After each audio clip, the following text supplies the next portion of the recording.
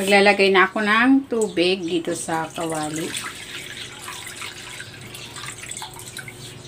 Ilalagay ko na dito itong sibuyas, luya, kamatis, at ang tanglad. Titimplahan ko rin ito ng asin at ng paminta. Takpan natin. And pakuluin muna natin yan.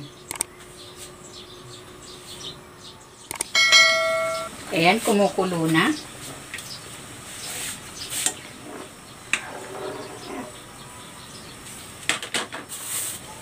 Ilalagay ko na dito itong isda.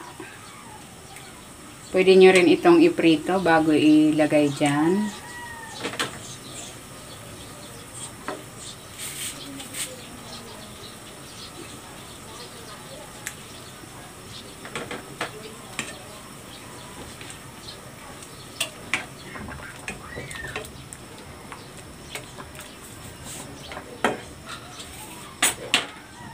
Ayan, titimplahan ko na ito ng patis. Pwede kayong maglagay ng mga pampalasa of your choice. Then, ilalagay ko na itong dahon ng sili.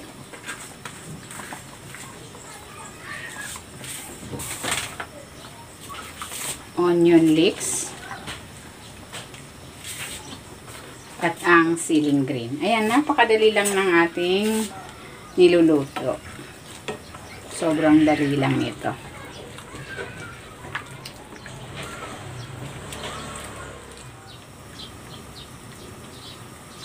Ayan, luto na itong ating tinolang isda. Ahanguin ko na ito. Para sa akin, ito yung pinakamabilis na luto sa isda.